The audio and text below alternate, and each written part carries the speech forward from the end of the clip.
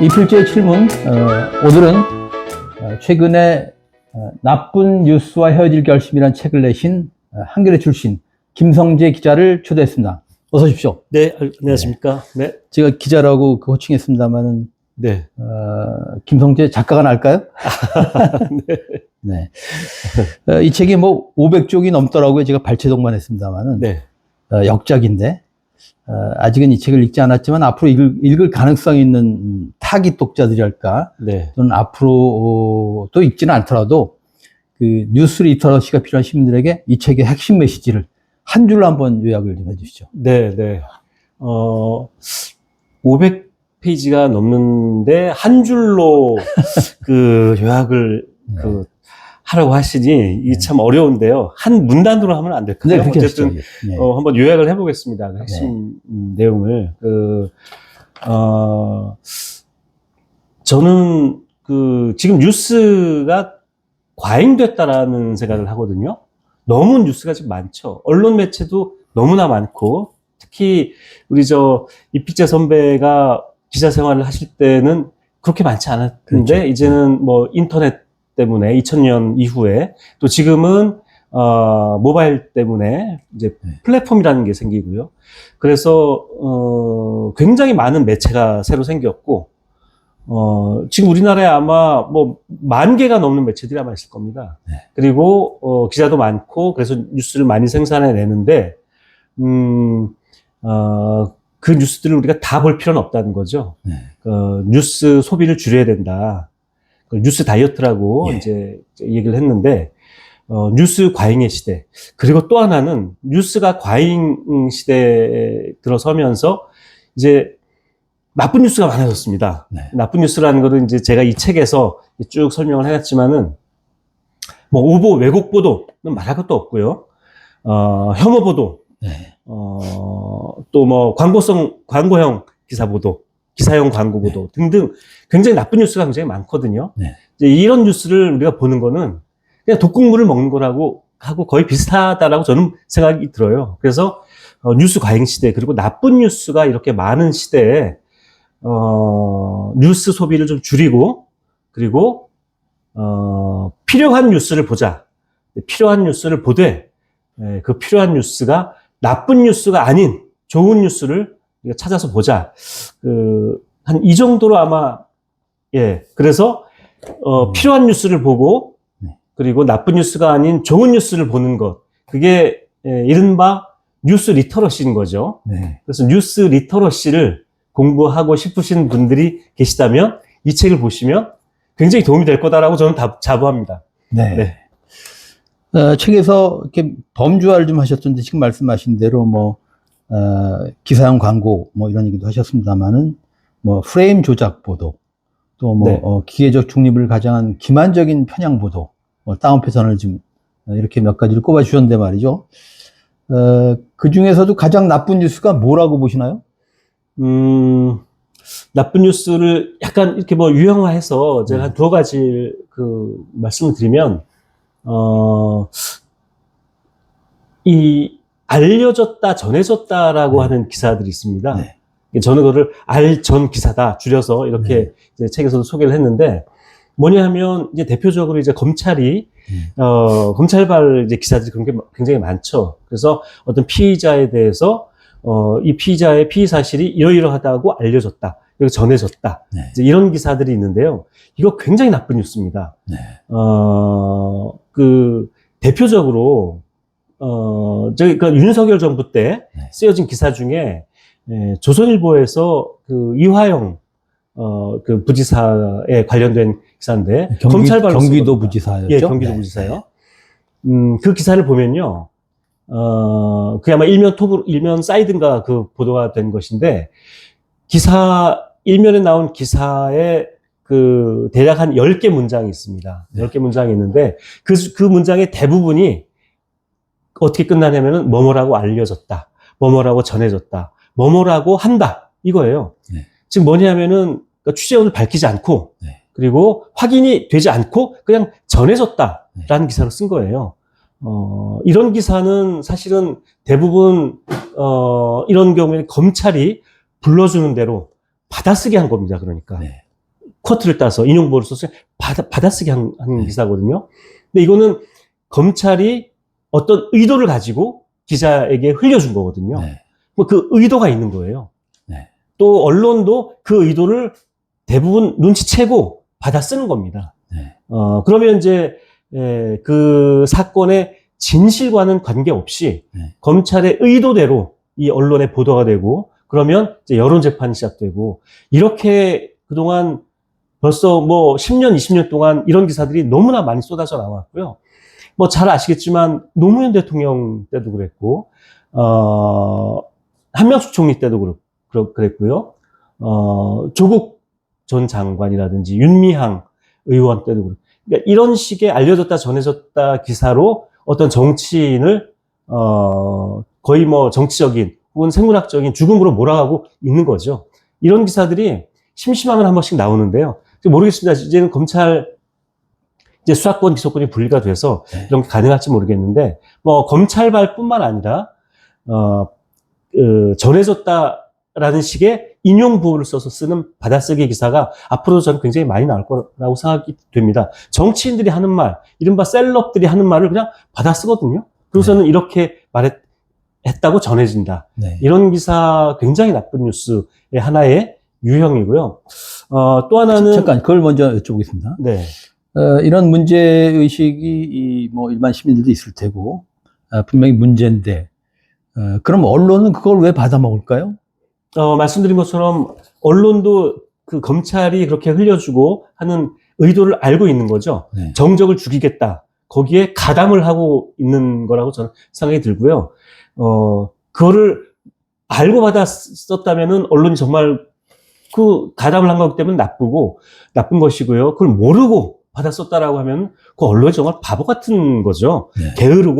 게으른 언론이고, 그리고 뭐랄까, 수준 낮은 언론이라고 얘기를 해야 되겠죠. 뭐 알고 받아 쓰든 모르고 받아 쓰든, 문제인 건데, 언론은 아마 그 대부분 그 의도를 알고, 그 정적 죽이기에 가담을 한 거다. 전 이렇게 봅니다. 네. 그러니까 알려졌다는 게 결국 그 기자 나한테 알려졌다는 얘기지 않습니까? 네. 네. 그렇게 쓰지 않으려면 제대로 취재를 해야 되겠죠. 취재를 하고, 네. 기사를 쓸 때도 취재원을 밝혀야죠. 네. 취재원 밝히지 않는 이런 우리 언론 관행 아주 뭐 오래전부터 유명한데, 네. 거기에 대해서 언론학자나 또 언론계 안에서도, 뭐 계속 문제 제기를 하고 있는데, 바뀌지 않죠. 왜 바뀌지 않냐면, 밝힐 수가 없어요. 취재원을 밝힐 수 없고, 대부분 이런 경우에 이른바 검찰에 빨대를 꽂아놓고 거기서 그 빨대를 통해서 흘러 들어오는 거를, 그러니까 검찰이 흘린 거를 그냥 받아쓰기 때문에 취재원을 밝힐 수가 없는 기사인 거예요. 그런데도 불구하고 그냥 막 쓰는 거죠. 왜? 의도를 가지고 있기 때문에. 그 의도를 성사시키기 위해서 그냥 쓰는 겁니다. 그러니까 검찰의 스피커 노릇을 잖아요. 맞습니다. 네. 예. 검찰이든 뭐 재벌 권력이든 그 네. 권력의 확성기 역할을 그냥 언론이 그냥 자발적으로 하고 있는 거죠. 네. 네. 뭐 그 얘기 길게 할 수 있겠습니다만 아까 이제 나머지 뭐 네, 다른 유형 또 하나 말씀드리면 지금 아까 그 말씀 주신 것처럼 이른바 기계적 중립의 네. 프레임이 있죠. 쉽게 말하면 기계적 중립은 저는 아주 기만적인 중립이다라고 표현을 이 책에서도 했습니다. 네. 기계적 중립이라는, 첫째는 그러니까 우리 언론이 중립의 환상에 빠져 있다라는 생각이 드는데요. 그러니까 예를 들면 이런 겁니다. 정치인이, 주로 이제 국힘당 출신 정치인이 친일 발언을 많이 합니다. 네. 또는 5.18 폄훼 발언을 많이 합니다. 이 발언을 언론은 어떻게 쓰냐면은 논란이라고 써요. 네. 이거는 그냥 망발이고 망언이고, 친일 발언을 했다면 이건 매국적인 발언이거든요. 네. 그리고 5.18 폄훼 발언을 했다면 이건 반민주적이고 반헌법적인 발언이에요. 그래서 네. 망언입니다. 그런데 이런 발언에 대해서 논란이라고 써요. 논란이라고 쓰는 이유는 뭐냐면 중립적이다. 자기네들은 언론은 중립적이기 때문이다. 라고 생각해서 그렇게 쓰는 것 같아요. 근데 이거는, 이런 겁니다. 그러니까 아주 뭐 너무 단순화시켜서 말씀드리는 것인지 모르겠지만, 선과 악이 있는데, 네. 이 선과 악의 중간에 서는 거는요, 악의 편에 서는 거하고 저는 마찬가지라고 생각을 해요. 네. 국민의 이익과, 지배 권력의 이익에 중간이 어디 있습니까? 언론은 국민의 이익, 시민의 이익을 위해서 기사를 쓰고 보도를 하고 주장을 해야죠. 근데 거기 중간에 서 있겠다라고 하는 거는, 언론의 책임 방기고, 게으름이고, 무책임이죠. 네. 이렇다라고 생각이 드는데, 우리 언론이 그동안에 거의 늘 이런 식의, 중립을 지켜야 된다라고 생각을 해서, 중립의 환상에 빠져서, 중간에 이제 선 보도를 그렇게 많이 하는데, 이런 건 이제 기계적 중립. 그래서 이쪽 발언, 저쪽 발언, 똑같이 보도를, 기계적으로 양쪽의 그 발언 분량을 똑같이 한다든지, 이런 식의 보도를 굉장히 많이 했거든요. 네. 그러니까 기술적으로는 프레임 전환이죠. 그렇죠. 프레임을 바꿔버리는 거죠. 네. 분명히 5.18에 대한 폄훼와, 7 발언을 비판을 해야 되는데, 그 비판하는 프레임이 아니라, 이것도 이럴 수 있어. 이건 그냥 논란거리야. 라는 프레임으로 바꿔버리는 거죠. 그러면 독자들은, 이게 반드시 문제가 있는, 비판을 해야 되는, 것만은 아니구나. 또, 이게 중립적으로 볼 필요도 있겠구나. 이렇게 이제 생각을 하게 되는 거죠. 그걸 노리고, 네. 이 중립적인 그런 그 프레임을, 작동을 시키는 거라고 네. 저는 봅니다. 책에서 그걸 이제 논란이라는 말도 쓰셨습니다. 이제 정쟁화한다. 정쟁이라는 표현을 맞습니다. 쓰죠. 예, 정쟁. 네. 늘 이 여당과 야당이 정쟁을 한다라고 이렇게 쓰는데요. 윤석열 정부 때도 아주 그런 보도가 굉장히 심했거든요. 근데 나중에 알고 보니까, 그러니까 예를 들어서, 해병대의 네. 사병이 네. 사망했지 않습니까? 이걸 가지고 그 당시는 야당이었던 민주당이 이제 문제 제기를 하고 문제 삼고 비판을 하고, 하는데, 국힘당이 또 다른 얘기를 하죠. 네. 그럼 이게 정쟁이다. 이렇게 해버리는 거죠. 저는 언론이, 그러니까 기자들이, 취재는 중립적으로 하는 게 맞습니다. 객관적으로 네. 하고 하는 게 맞습니다. 그래서 이쪽 이야기도 듣고 저쪽 이야기도 듣고, 그렇게 취재를 해야죠. 취재 과정은 중립적이어야 되는 거죠. 네. 한쪽 얘기만 듣고 기사를 쓰면 안 되는 거죠. 그런데 보도할 때는 자, 이것이 진실인지 저것이 진실인지를 드러나게 보도를 해야죠. 그런데 우리 기자들은 취재도 중립적으로 뭐 하는지 잘 모르겠고, 보도는 오히려 자기는 양쪽에서 다 욕먹기 싫다. 그래서 중간에 서겠다라는 아주 무책임한 그런 보도를 하는데요. 언론의 중립이라는 것에 대해서 기자들이 조금 더 깊이 생각해보고 할 필요가 있을 것 같아요. 세상에 어떤 언론이 정말 중립적일 수 있겠습니까? 네. 모든 언론이, 모든 매체가 사실은 편향도 있죠. 네. 근데 어느 방향으로 편향되어 있는가? 전 그게 중요하다고 생각이 들고요. 어떤 언론은 권력 쪽에 편향이 되어 있고, 어떤 언론은 독자와 국민과 시민들 또는 약자, 사회적 약자에게 편향되어 있고, 이런 거라고 생각을 하거든요. 근데 그런 걸 다 무시하고 언론은 아주 단순히 중립적이어야 된다. 이게 너무 단순한 생각이고 무책임한 생각이라고 저는 생각합니다. 네.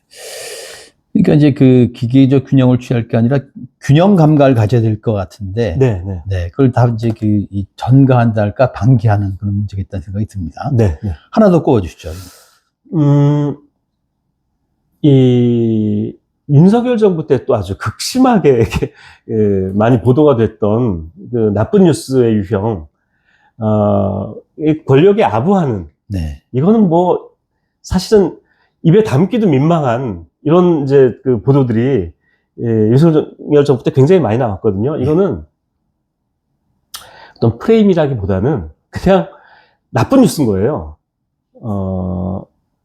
언론이 권력을 비판하고 감시하고 해야 되는데 그게 아니라 오히려 찬양을 하고 네. 미화하고 하는 거죠. 그 나중에 시간이 지나고 나면 얼마나 그런 기사, 그저 다 남으니까요. 네. 그거 쓴 기자도 부끄럽고, 대표적으로 옛날에 거슬러 올라가면은 전두환의 육사해혼? 네. 조선일보가 썼던 뭐 이런 기사도 있지만 윤석열 정부 때도 그거 못지않게 그런 기사도 있었는데 예를 들어서 그 윤석열 그 당선 직후였나요? 여러 신문에서 대중목욕탕에서 어떤 시민이 윤석열 뭐 당선자였나요? 만났는데 피부가 정말 뽀얗더라. 아마 기억이 나실 겁니다. 네. 뽀얀 피부, 윤석열, 뭐 이런, 뭐 기사라든지, 윤석열 당선자가 칸트 철학에 심취해 있더라. 라든지, 한겨울에 그 자기가 코트를 벗어서, 돈 없는 그 사람에게 코트를 벗어줬다. 이런 미화성 기사들이 막 그 쏟아져 나왔고요. 그 뒤로는 뭐 잘 아시는 것처럼 KBS에서 땡뉴 뉴스를 했죠. 9시 땡 하면은 전두환 대통령은 하듯이 윤석열 대통령은 하면서 뭐 이런 땡뉴 뉴스, 독재 시대 때나 볼 수 있는 이런 땡뉴 뉴스가 있었고, 또 뭐 그 뒤로는 제가 이 책에 이제 앞부분에 주로 써놨는데, 뭐 우럭탕 뉴스, 붕장어 뉴스 이런 게 있었습니다. 이 윤석열 당시 대통령이 그 일본의 후쿠시마 해고염수 이제 방류 때문에 이제 사람들이 회 못 먹겠다, 생선 못 먹겠다라고 하니까 노량진 수산시장하고 부산 자갈치시장을 방문해서 이제 그 음식을 먹는 퍼포먼스를 한 건데, 그걸 여러 뉴스에서 여러 매체에서 심지어 뭐 한겨레 경향 뭐 이런 똑같이 거의 비슷한 제목으로 윤 대통령 우럭탕 한 그릇 다 비워. 이런, 그게 무슨 의미가 있겠습니까? 그냥, 그리고 뭐, 붕장어, 노량진 수산시장 가서, 안하고죠. 안하고를 뭐, 이렇게 잡아서 그거를, 거기서 뭐, 시식을 했다, 뭐, 이런 건데, 그냥 정권 홍보해주는 거예요. 정권 홍보해주는 그런 기사고, 특히나 이런 기사들은, 기자들이 취재도 하지 않는 기사입니다. 그냥 보도자료, 청와대에서 만들어 써준 보도자료 가지고 뿌리니까 그거 가지고 그냥 그대로 쓰고, 사진도 춘추관에서 청와대에서 제공한 사진 그대로 쓰고, 이런 홍보 미화 기사거든요. 이런 기사들이 윤석열 정부 때 굉장히 많았거든요. 이거는 이런 뉴스들은 좀 뉴스 가치도 없고 부끄러운 우리 언론이 부끄러운 기사들이고, 또 독자들이 하나도 볼 필요가 없는, 봐야 될 이유와 필요성이 1도 없는 기사들이거든요. 이런 거 안 보셨으면 좋겠다는 거죠. 그게 좀 중립적으로 말하면 이제 발표 저널리즘인데 말이죠. 보도 기사를 활용해서 기사를 쓰더라도 취재를 해야 되지 않습니까? 취재를 해야죠. 또 그 자료의 가치를 따져보고 무시할 건 무시하고 해야 되는데 어쩌면 무시해야 될 이야기들을 미화해서 썼다는 그런 생각이 듭니다. 저는 그 시절의 일로 기억하시겠지만 윤석열 전 대통령이 2022년 가을 미국 순방 중에 글로벌 펀드 재정기업 회의에서 조 바이든 미국 대통령을 만났을 때, 만나고 난 직후에 행사장을 빠져나가면서 이렇게 얘기를 했습니다. 국회에서 이 새끼들이 승인 안 해주면 바이든이 쪽팔려서 어떻게 하나. 이게 이제 논란이 된 이 바이든 날리면 기사. 그런데 그 기자들이 그에 대해서 그날 실제로 뭐라고 하셨습니까? 유일한 취재원이 사실은 윤 대통령 한 사람인데 보좌진들 여러 얘기를 했습니다만 그때 실제로 뭐라고 하셨습니까? 안 물어봤어요. 안 물어봤습니다. 그건 지금도 유효한 질문 아닙니까? 그럼요. 지금도 그거 물어봐야 됩니다. 지금 저 감옥에 있는데 그 감옥에 찾아가서 기자가 면회를 하면서 그때 뭐라고 얘기했는지 물어봐야 되는데, 아마 물어보면 기억이 안 난다라고는 하겠죠. 그 현장에 뭐 다른 대통령 참모들이 있었지 않습니까? 그 사람들한테도 물어보고 했어야 되는데 안 물어봤죠. 근데 사실 이거는 저는 이렇게 생각합니다. 사실 안 물어봐도 되는 이거였어요. 왜냐하면 방송이 다 찍혀서 소리가 다 났고, 그리고 그거를 제가 알기로는 영상 기자들이 풀 기자가 들어와서 찍은 거죠. 찍어서 소리까지 다 녹음이 된 거고요. 그걸 가지고 와서 기자들이 다 들어본 거라고 저는 알고 있어요. 그래서 여러 사람들한테 야, 국회에서 이 새끼들이 승인 안 해주면 바이든을 이렇게 얘기하고 맞지? 또 여러 기자들이 듣고 그거 맞다 라고 해서 그렇게 풀을 한 걸로 저는 알고 있거든요. MBC에서 먼저 방송을 하긴 했지만, 그래서 이렇게 발언한 게 사실입니까? 라고 현장에서 확인차 물어볼 필요도 없는 일이었다. 그런데 나중에 그거 아니라고 그러니까 무슨 뭐 바이든이 아니라 날리면이었다라든지 무슨 뭐 국회에서가 아니라 또 뭐 다른 거였고 이 새끼들이 아니라 뭐 엉뚱한 얘기를 말도 안 되는 이야기를 하니까 그러면 이제 그 다음에는 이제 다시 물어봤어야 되는 거죠. 대통령한테 직접 윤석열한테 당신 이렇게 얘기한 거 맞냐? 우리 다 그렇게 들었다. 물어봤어야 되는데 그 뒤로 제가 보기에는 안 물어봤던 것 같고 그리고 그 뒤로 그 청와대 대변인 김은혜 대변인이 뭐 엉뚱한 소리를 했고요. 이렇게 돼버린 거죠. 그렇게 됐다면, 이제, 엉뚱한 소리를 하고 했다면, 뒤늦게라도 대통령 기자회견 할 때 기자가 손들고 이렇게 물어봤어야죠. 국회에서 이 새끼들이 승인 안 해주면 바이든이 이렇게 기자들이 들었고 보도를 했는데, 이렇게 말하는 게 사실이냐? 라고 물어봤어야죠. 그리고, 지금이라도 그때 날리면이니 어쩌니 이런 헛소리를 했던 그 참모들, 김은혜 대변인이나 이런 사람한테, 지금 아마 법원에서 판결도 났고, 외교부 나중에 사과도 했고, 했지 않습니까? 이거에 대해서, 당신 왜 그렇게 거짓말을 했냐? 책임 묻고 해야죠. 근데 그냥 이대로 그냥 끝나버리는 것 같아요. 이렇게 대통령이 욕설하고 비속어를 쓰는 게 국격을 떨어뜨린 거고요. 그리고 외교상에 이제 문제가 되는 것이고, 이런 문제들인데, 이걸 그냥 이렇게, 윤석열이 무기징역 받고 감옥에 가 있으니 그냥 다 끝난 것인가? 저는 그런 생각도 듭니다. 네. 저는 최승호 PD가 집요하게 이명박 전 대통령한테 다스 누구 거냐고 물어봤듯이, 네. 기자들이 기회가 있을 때마다 설사 기억이 안 난다고 하더라도, 네. 그것도, 말하자면, 팩트라고 볼 때, 네. 기자들이 집요하게 물어봐야 그런 생각을 합니다. 그때 뭐라고 하셨습니까? 네. 네. 책에서 이런 얘기를 하셨습니다. 수동적인 뉴스 소비자에서 벗어나서, 뉴스를 감별사처럼, 감별한 주체가 되라고 이제 주장을 이렇게 하셨는데, 사실 많은 뉴스들이 프레임을 내포하고 있지 않습니까? 프레임 조작 문제제기를 하셨습니다만, 요즘 뉴스 가운데서 특히 뉴스 소비자들이 꿰뚫어봐야 할 나쁜 프레임 몇 개를 소개 좀 해주시죠. 네, 아까 잠깐 우리 프레임을 제가 말씀을 드리긴 했는데요. 저는, 우리 언론이 독자들을 기만하고 있는 대표적인 프레임 중에 하나가 보수 진보 프레임이라고 저는 생각을 하거든요.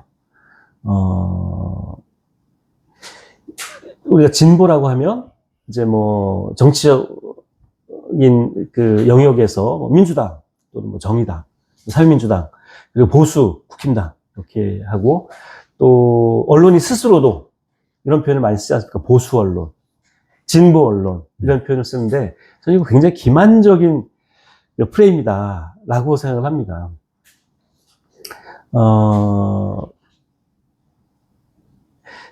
엄격한 의미를 잣대를 들이대지 않더라도 지금 우리가 언론이 얘기하고 있는 보수가 대한민국의 보수라고 보기 힘들지 않습니까? 대체로 우리가 언론이 보수라고 부르는 그 집단은 극우이거나 친일이거나 친미 4대주의이거나 과거에 독재 부역했거나 재벌 편향적이었거나 이런 세력들을 이제 우리가 보수라고 언론이 보통 부르죠. 그리고 진보라고 하는 쪽은 예전에 사회주의 운동, 공산주의 운동을 한 사람들도 아니에요. 민주화 운동을 했거나 또 민족주의적인 관점에서 사회개혁 운동을 했거나 이런 사람들인 거죠. 이거를 진보다 보수다 이렇게 얘기를 하는데 글쎄 진보는 진보라고 하는 그 명칭도 정확히 적절하다라고 생각하지 않지만 보수라는 이 프레임은 저는 완전히 이건 잘못된 표현이다. 그래서 뭐 가끔 뭐 그런 책도 있지 않습니까? 건강한 보수를 찾아서라든지 우리 사회에서 건강한 보수를 찾아야 됩니다. 근데 지금 언론이 얘기하고 있는 보수라는 프레임은 보수가 아닌 거예요. 말씀드린 것처럼 극우 세력이거나 친미 사대주의자들이거나 어떻게 사대주의가 보수가 될 수 있습니까? 말도 안 되는 얘기죠. 어떻게 외국 나라 팔아먹은 친일 세력들이 어떻게 보수입니까? 근데 이거를 언론은 그냥 진보, 보수 이렇게 지금 쓰고 있어요. 네. 근데 이게 왜 문제냐 하면은 이름을 잘못 부르는 그것 자체도 문제지만 이렇게 잘못 이름을 붙여서 부름으로 인해서 저는 우리 역사의 반민주주의 세력, 그러니까 친독재 세력들이죠. 그리고 친미 사대주의 세력이라든지, 오랫동안 한국 사회에서 기득권을 누리면서, 이렇게 활개를 쳐온 이런 세력, 그리고 최근에 막 드러나기 시작한 극우 세력, 이런 세력들에게 보수라는 그럴듯한 모자를 씌워주고, 보수라는 뭐 아주, 또 그럴듯한 얼굴을 화장을 해주고, 이런 결과를 초래하고 있다는 거죠. 네. 이 모자를 벗기고, 이 가면을 벗겨야 됩니다. 근데 지금 언론이 이걸 보수라고 이렇게 불러주니까, 이건 얼마나 우리 극우 세력들과 친일 세력들과 친미 사대주의자들이 얼마나 이게 고맙겠습니까? 그러게 의도하지는 않지만 이제 세탁 효과 같은 걸 세탁 거둔 거죠. 효과입니다. 그러니까. 네. 예. 그래서 이 프레임은 좀 고쳐야 되는데, 여전히 그냥 관행적으로 그냥 편하니까 뭐 보수 언론, 진보 언론, 보수 세력, 진보 세력, 진보 진영 이렇게 부르고 있는데요. 언론이 해야 될 굉장히 중요한 역할 중에 하나가 정확한 이름을 찾아주는 것, 네. 정명, 정확한 이름을 찾아주는 거라고 생각하는데 그거 안 하더라고요. 왜냐면은 언론도 스스로 자기 정체가 탄로날까봐 그걸 안 하더라고요. 그래서 독자들이라도 스스로 이런 프레임을 잘 보고 이 프레임에서 벗어나야 된다라는 생각이 들고요. 김 기자 같으면 그 프레임을 그러니까 정명 차원에서 좀 리프레이밍을 한다면은 네네. 뭐라고 명명하고 싶습니까? 저는 예를 들면 개혁 언론 정도로 우리가 잘 아는 한겨레나 경향이나 오마이뉴스나 개혁적인 사회를 개혁하겠다는 거거든요. 개혁 언론 이 정도로 부르면 어떨까 싶고요. 그리고 이른바 조중동이라든지 이런 언론들은 저는 윤석열 정부 때 극우의 목소리를 그대로 다 보도를 했거든요. 극우 언론이거든요. 그동안 행태를 쭉 보면 극우 언론 혹은 기득권 언론, 기득권의 이익을 대변하고 있는 언론 아닙니까? 기득권 언론이라든지 이렇게 좀 바꾸면 어떨까 생각이 듭니다. 네. 알겠습니다. 또 다른 프레임 한두 가지만 짧게 더 말씀드리면은 아까도 잠깐 앞에서 설명드린 것처럼 양비론, 기계적 중립 프레임, 그건 아까도 말씀드렸으니까요. 이쪽도 나쁘고 저쪽도 나쁘다. 민주당도 나쁘고 국힘당도 나쁘고 다 나쁘다. 진보도 문제고 보수도 문제고. 양비론 둘 다 나쁘다라고 하는 거예요. 네. 양시론도 있죠. 양시론도 있고 둘 다 잘하고 있다라는 건데 양시론은 잘 안 나타나는 것 같고 주로 양비론을 얘기하면서 마치 언론이 위에서 우리는 전지적인 관점에서 보고 너도 틀리고 이런 이제 보도들이 있는데 아주 대표적인 나쁜 프레임이에요. 양비론 프레임이. 언론은 이쪽이 옳은지 저쪽이 옳은지 그거를 가려줘야 되는 게 그걸 가리는 게 언론의 역할입니다. 네. 근데 마치 전지적인 관점인 것처럼 양비론의 프레임으로 그러면서 중립에 서 있다는 듯이 이렇게 하는 이런 프레임도 굉장히 문제고요. 또 하나는 경제 관련된 건데요. 저는 요 얘기는 꼭 하고 또 하나 덧붙이고 싶은데 부동산 시장, 경제의 문제죠. 부동산 시장을 바라보는 프레임입니다. 거의 모든 언론이 부동산 관련 보도를 하면서 누구의 시각으로, 누구의 창으로 이 시장을 바라보고 있냐면요. 토건족의 시각으로 보고 있어요. 이 토건족이라고 하면은 건설회사, 건설회사 관련된 뭐 여러 기업들, 그리고 부동산 투기꾼들이 있죠, 실제로. 대출 받아서 아파트 사고 집 사서 그거 가지고 불려서 투기꾼들이 있지 않습니까? 투기 세력들, 그리고, 또 투기 세력, 토건족, 건설회사 덕에 그 광고로 엄청난 수익을 거두고 있는 언론사들, 이들의 이익에 맞는 관점에서 부동산 시장을 바라보고 보도를 하거든요. 네. 그러니까, 종부세 얘기만 나오면 엄청난 공격을 반대를 하고, 이렇죠. 그리고 늘 이 언론들은 집값이 올라야 된다. 집값이 내리면 큰 문제가 되는 것처럼, 집값이 내리면 사람들이 굉장히 엄청난 손해를 볼 것처럼 이렇게 보도를 하거든요. 근데 집값은 내려야 돼요. 근데 오히려 집값이 올랐으면 좋겠다 부추기고, 집을 가진 사람들이, 집을 팔지 않고 집값이 내리지 않도록 세금을 낮춰야 된다, 내려야 된다. 이런 관점에서 계속 보도를 하고요. 우리 언론이 부동산 시장을 보도하는 프레임은 이런 프레임입니다. 그러니까 이제 부동산 시장 안정에 대한 지향이 없는 거죠. 안정을 바라지 않죠. 네. 오히려, 막 올랐다 내렸다. 그래서 돈을 버니까. 네.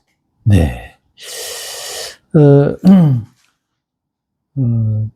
12.3 내란 얘기를 하셨습니다만, 당시 뭐 고위 관료, 사법부의 핵심들 뿐만 아니라 주류 언론도 네. 동조했지 않습니까? 네. 그래서 언론시국회의는 조선일보를 언론계 내란 수괴로 규정하는 그런 성명을 발표한 일도 있는데 말이죠. 책에 이렇게 쓰셨습니다. 윤석열의 파면에도 건재한 언론계 윤석열들. 네. 이 청산 문제가 그 언론계에도 있습니다만은, 반언론적 언론인 청산이랄지 언론계의 과거사 청산. 네. 어떻게 이루어져야 한다고 보십니까? 이 언론계 윤석열 청산, 이런 그 이야기를 아무도 안 하는데요. 오늘 이 방송에서 해주셔서 정말 저는 너무 고맙습니다. 그 언시국 정도에서 이제 그런 이야기를 하고, 우리나라에 뭐 미디어 전문 매체도 있고, 네. 언론 단체들도 있고 한데, 이런 얘기 아무도 안 하고 있죠. 윤석열이 이 헌재에서 파면을 당했습니다. 네. 너는 공무원이 아니야. 공무원으로서 너는 그 국민의 공복으로서는 자격이 없어. 파면이라는 퇴출을 당한 거죠. 네. 퇴출당했고, 그리고 지금 그 법정에서 무기징역 그 사형을 빼고는 법정 최고형을 내렸는데, 이거는 사회에서 격리시킨다는 거거든요. 우리 사회에서도 넌 퇴출이야. 퇴출을 당한 겁니다. 자, 그렇다면 언론계 윤석열들도 퇴출을 시켜야 되는데, 아무도 퇴출하자라는 얘기를 안 하고 퇴출이 안 되고 있어요, 지금. 대표적인 게 이진숙, 네. 김태규, 그때 방통위원을 하면서 윤석열의 내란을 열심히 도왔던 사람 아닙니까? 이 사람들이 퇴출을 당하기는커녕 오히려 지금 국회의원이 돼서 국회에서 목소리를 높이고 소리를 지르고 삿대질을 하고 뭐 이러고 있죠. 또 유희림 방심위원장 같은 사람도 수사를 하고 있는 걸로 알고 있는데 아직 퇴출 안 됐고요. 아니, 박장범이 있지 않습니까? 그렇죠. KBS 아직도 건재하게 지금 남아 있고요. 연합뉴스의 네. 또 사장도 네. 여전히 지금 그대로 있고,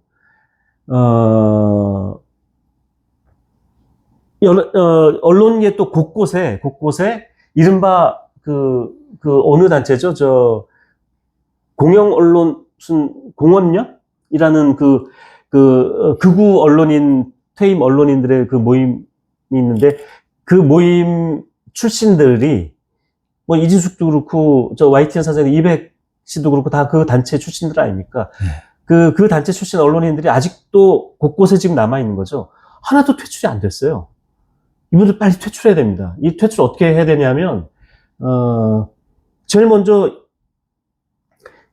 이런 분들이라는 것은 누구냐면은 윤석열 정권에 부역했던, 윤석열 내란에 동조하거나 가담했거나 선전선동에 참여했던 이런 그 언론인들 명단 다 만들어야죠. 네. 리스트 쭉 만들어서 이자들이 뭘 했는지, 어떻게 내란에 가담을 하고 선전선동에 참여를 하고 동조를 했는지 리스트를 짜야죠. 리스트를 확인해서 만들어서. 언론재단 이사도 하셨지 않습니까? 네. 예를 들면 최근에 뭐 반민족 행자열전 이런 걸 냈듯이 네네. 언론계의 반언론 행위자 열전 이런 네. 거를 뭐 언론재단 같은 데서 좀 펀딩을 해서 기록을 굉장히, 남기는 네, 그런 일을 굉장히 좋은 생각. 네. 굉장히 좋은 아이디어인데요. 그 누군가 좀 했으면 좋겠습니다. 제가 할까요? 뭐 하여튼 누군가가 그걸 했으면 좋겠습니다. 네. 이거는 블랙리스트가 아니라요. 이건 퇴출 대상, 마땅히 퇴출돼야 되는 사람들인 거예요. 윤석열이 퇴출됐듯이. 네. 그래서, 이걸 세상에 알리고, 이런 자들이 윤석열과 내란에 동조했던 사람들이 우리 사회에서 영원히 격리된 것처럼 그자들도, 언론계 윤석열들도 언론계에 다시 발붙이지 못하도록 퇴출해야 됩니다. 네. 학부제 경제학을 전공한 걸로 알고 있습니다. 네, 네. 그게 마침 이제 한겨레 기자 생활을 하셨고 여러 매체에서 종사를 하셨습니다만은 또 이제 언론재단 이사도 지내셨고 요즘은 말이죠 언론의 경제면에서 재벌 비판 기사, 재벌 개혁하는 기사들이 거의 사라지다시피 한 것 같습니다. 네. 그 원인 뭐라고 보시고 또 다른 측면을 생각을 해보면은 사실 그동안에 이제 경제적 정책 통제 좀 약화가 되고 경제적 통제가 강화된 그런 흐름에 있었는데 지금 윤석열 정부 때가 좀 예외라고 볼 수 있습니다. 그러나 여전히 강고한 이 자본의 통제가 있지 않습니까? 외부 자본이 이제 광고주, 내부 자본이 이제 사주의 통제. 이런 흐름 속에서 이 일반 시민들한테 경제 기사를 어떻게 읽을 것인가 좀 조언을 좀 해주시죠. 네. 재벌 개혁이라는 그 이슈 자체가 요즘은 굉장히 시들해진 것 같습니다. 네. 근데 그러면 재벌이 예전보다 착해졌는가? 또 재벌이 사회적 책임을 예전보다 훨씬 더 잘하고 있는가? 그래서 비판 목소리가 줄어들었는가? 라는 이제 질문할 수밖에 없죠. 근데 그건 아닌 것 같고요. 제가 보기에는 그건 아닌 것 같고요. 재벌 기업들은 여전히 전 사회적 책임을 다한다라고 보지 않고요. 또는 노동에 대해서 착취와 탄압을 하고 있다. 그리고 또 윤석열 정부 같이 이런 극악한 극우 정권이 들어서면은 또 더욱더 이윤만을 노리고 뭐 이런 것들 하죠. 더 착해진 게 전 그런 게 없다라고 생각하는데 어느 때부터인가 이제 이런 분위기가 더 이제 많아졌죠. 그러니까 경제 위기, 계속 경제 위기인데 왜 재벌 기업들 자꾸 이렇게 비판을 하느냐. 우리가 이제 IMF도 겪고 또 2008년에 또 미국발 금융위기도 겪고, 그래서 경제 위기가 상시적으로 올 건데 그때마다 너무 재벌 기업 비판하지 말자.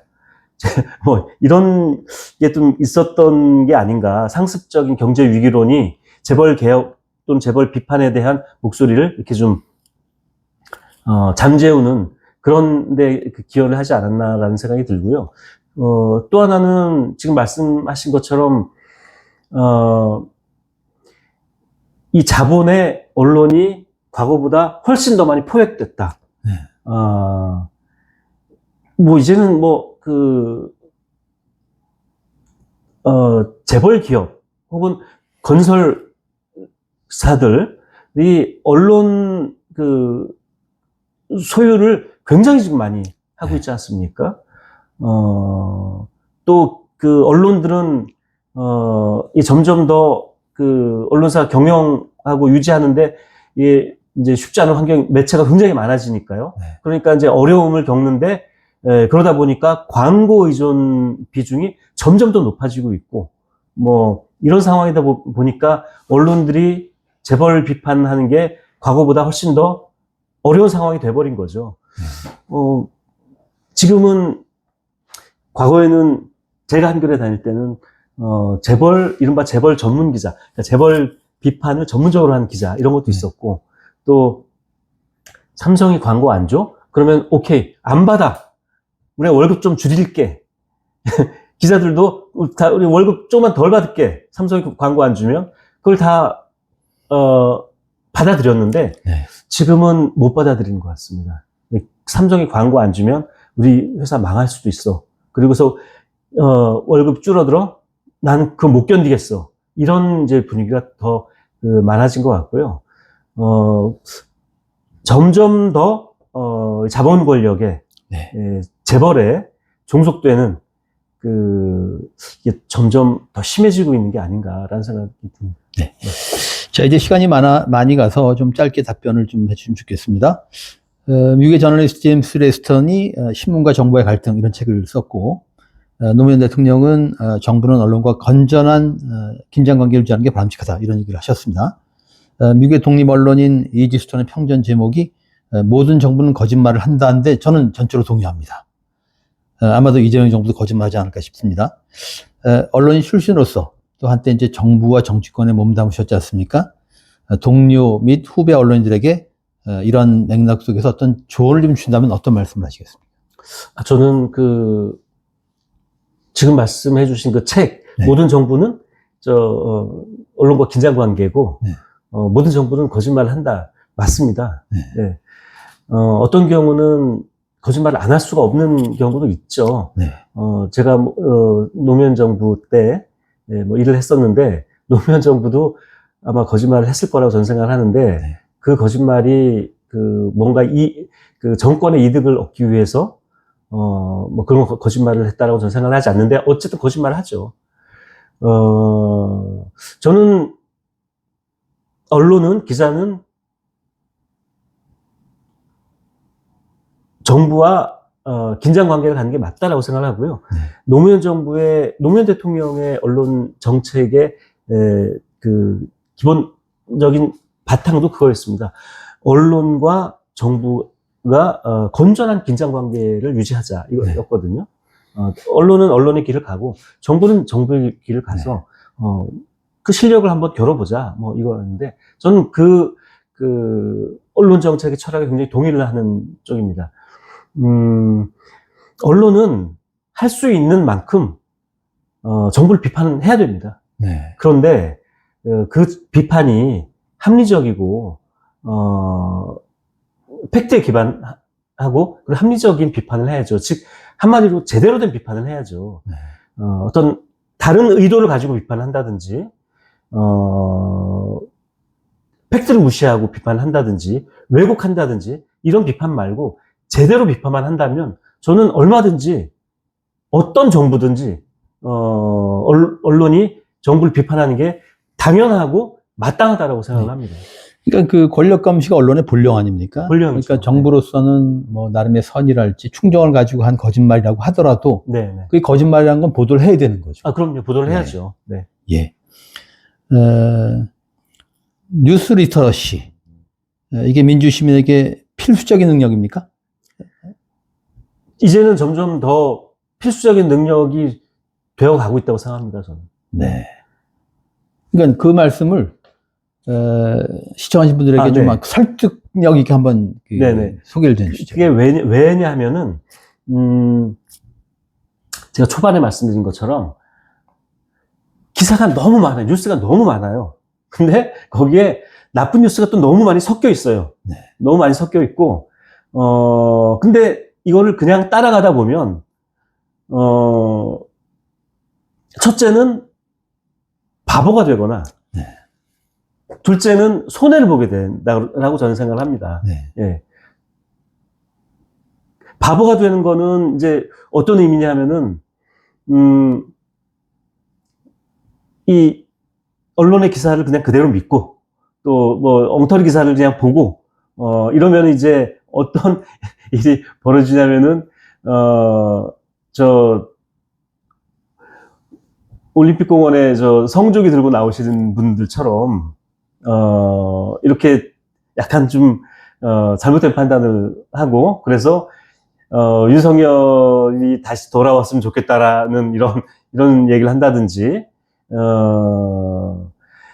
이 내란에 동조를 하는 생각을 한다든지, 극우화되는 거죠. 저는 극우화된 그런 우리 시민들이, 언론의 잘못된 보도에, 이렇게 빠져든 게 아닌가라고 저는 그렇게 생각을 합니다. 그러니까 이제 이 책용을 빌리면 이제 감별을 제대로 못한 거죠. 감별을 제대로 못한 거죠. 네. 이것이 진실인지, 거짓인지, 그 구분을 못하고, 그래서 바보가 되는 거죠. 근데 그냥 바보가 아니라, 민주주의를 흔드는 이런 굉장히 위험한 바보가 되는 거고요. 또 한 가지는, 그게 결국엔, 우리 국민에게 손해를 입힌다는 거죠. 민주주의의 비용이 얼마나 많이 들어가고 있습니까, 지금. 뭐, 법원에 들어가서 난동을 이제 부리고요. 민주주의를 파괴하고 있는 거죠. 그게 다 비용이거든요. 사회적 비용이거든요. 그런 비용. 또는 이 정치적인 어떤 민주주의 비용뿐만 아니라, 보세요. 얼마 전에 기자들이 주식 선행매매 해가지고 몇 억을 벌고, 그런 사실 밝혀졌지 않습니까? 이런 기사 그냥 그대로 보고, 그러니까 의심하지 않고 그대로 뉴스를 보고, 따라가다 보면 금전적인 손해까지 볼 수 있어요. 부동산 시장 잘못 따라가고, 주식 시장 잘못 따라가고, 투자 잘못하고 하면 경제적인 손해도 볼 수 있는 거예요. 그래서 바보가 되거나, 손해를 보거나, 이 두 가지를 피하려면 뉴스를 감별해야 되고, 비판적으로 봐야 된다. 그것이 뉴스 리터러시다. 그래서 뉴스 리터러시를 배우고 익혀야 된다. 네. 라는, 말씀을 꼭 드리고 싶은 게 바로 이 책에서 그 얘기를 예. 한 겁니다. 뉴스 다이어트도 해야겠죠? 네, 뉴스 네. 다이어트도 해야 됩니다. 뉴스 너무 많아서요. 네. 비만이 몸에 안 좋잖아요. 네. 이 정신적인 비만도 쓸데없는 뉴스 많이 보고 머릿속에 넣어놓는 거 좋지 않습니다. 네. 네. 어찌 보면 이제 큐레이션이 필요한데 말이죠. 그래서 나쁜 뉴스도 말하자면 섭취하지 않겠지만 또 좋은 뉴스는 또 가려서 볼 필요가 있다는 생각에서, 아예 좋은 뉴스와 만나고 싶은 분들에게 권하고픈 매체? 이렇게 딱 콕 집어서 네. 추천을 좀 해주시죠. 이 좋은 매체 화이트리스트입니다. 좋은 매체, 저는 좋은 매체의 기준은 그냥 이것만 생각하시면 될 것 같아요. 언론윤리위원회가 있습니다. 네. 또 인터넷 언론윤리위원회도 있고요. 이런 단체들이 있어요. 이런 데서 이제 발표를 하거든요. 혐오 보도 또는 왜곡 보도, 오보, 아까 말씀드린 기사형 광고, 이런 것들이 어떤 매체에 굉장히 많이 보도가 나왔는지, 적발이 됐는지, 이 순위를 쭉 매긴 게 있습니다. 그거 찾아보면 금방 나오거든요. 거기에 높은 순위에 있는 매체들은, 나쁜 뉴스 굉장히 많이 내는 매체예요. 네, 그런 매체들, 안 보시는 게 좋고요. 예를 들어서 광고형 기사 아니라 기사형 광고. 네. 광고는 사기예요. 그거는 사기. 사기성 기사인데, 이 사기성 광고, 많이 한 매체들, 제가 말씀드릴게요. 언론 보도, 검색하면 다 나오니까. 조선일보, 매일경제, 한국경제, 서울경제신문, 또 파이낸셜 뉴스, 이런 매체들, 굉장히 많이 사기 기사 많이 냈어요. 그럼 매체들 피하면 됩니다. 그럼 매체를 피하면 되고요. 또 오보 많이 내는, 그래서 문제되는 언론중재위원회에서 발표합니다. 찾아보면 나와요. 근데 어떤 매체, 그리고 또 예를 들어서 얼마 전에 시사저널에서 신뢰할 만한 언론, 이런 순위 쭉 뽑거든요. 또 유명한 옥스퍼드 저널리즘 연구소에서 매년 또 한국의 신뢰할 만한 언론들 순위 쭉 나오거든요. 요새 보면 MBC 1위고 그런 순위가 나옵니다. 네. 그거 보시고 신뢰도가 높은 매체를 보시면 되고요. 그런데 저는 어떤 매체를 보든지 몇 가지만 좀 잘 지켜줬으면 좋겠다라는 걸 드리고 싶은 말씀이, 저는 기본적으로 모든 언론의 뉴스는 일단 의심하라. 그거 사실이 아닐 수도 있다. 네. 한겨레 기사든 조선일보 기사든 KBS 기사든 일단 의심하라. 이 말씀 드리고 싶습니다. 물론 대체로 많은 기자들이 열심히 취재를 하고 또 크로스 체크를 해서 확인 취재를 하고 해서 보도한 것들이 그런 뉴스들이 많은데 그렇더라고 하더라도 일단은 의심을 하고 그리고 저 정도면 내가 믿을 수 있겠다. 이렇게 이제 뉴스를 보시면 좋을 것 같고요. 또 하나는 우리가 뉴스를 볼 때 지금 예전에 이제 종이신문 많이 이제 보셨지만 지금 안 보시잖아요. 네. 다 포털로, 모바일에서 포털로 보시잖아요. PC에서. 포털을 통해서 뉴스 보는 습관은 줄이시는 게 좋다라고 저는 말씀드릴게요. 포털에 너무 많은 쓰레기 같은 기사들이 너무 많습니다. 도움이 하나도 안 되는 기사들. 그리고 포털에 나오는 기사는 좋은 기사, 오보가 아닌 기사라고 할지라도 이른바 조각난 기사라서요. 맥락을 이해할 수가 없어요. 맥락을 이해하지 못하면 어떤 사건이나 현상에 대해서 전체적인 모습을 보지 못하기 때문에 판단을 잘못하거나 착각을 할 수가 있습니다. 그래서 포털을 통해서 뉴스를 접하지 마시고 신뢰도 높은 매체라든지 내가 좋아하는 매체 홈페이지에 들어가서 전체적인 맥락을 볼 수 있고 또 어떤 것이 중요한 뉴스인지 이런 뉴스의 비중 이런 것들을 판별할 수 있도록 그 매체 홈페이지에 들어가서 본다든지 하는 그런 습관을 들이시고 포털을 통해서 뉴스를 보는 그 습관은 가능하면 이제는 좀 멀리 했으면 좋겠다. 뭐 이런 거를 좀 말씀드리고 싶습니다. 네. 인터넷에서 기사를 읽더라도 폰으로 읽더라도 포털에서 보기보다는 신뢰할 수 있는 매체의 사이트에 들어가서 봐라. 그런 말씀이시죠? 네. 그리고 의심하라. 네. 왜 의심해야 되냐면요. 모든 기사가 다 그렇다는 게 아니라 이 뉴스가 도대체 예를 들어서 이 시점에 이 뉴스가 왜 나왔는지라든지 갑자기 뭐 나올 수 있지 않습니까? 뭐 뜬금없이 이 뉴스가 나왔다든지 또는 이 뉴스가 누구의 이익을 위한 뉴스인지 이런 것들을 한 번씩 생각해 보시는 게 그게 바로 이 뉴스를 한번 의심을 해보는 거거든요. 그래서 의심을 해봐라. 반드시. 그 말씀을 드린 거죠. 네. 합리적인 의심이죠. 깨어있는 시민으로서. 맞습니다. 네. 고맙습니다. 오늘은 나쁜 뉴스에 헤어질 결심을 내신 김성재 기자를 만나봤습니다. 여러분 고맙습니다. 네, 고맙습니다. 수고하셨습니다.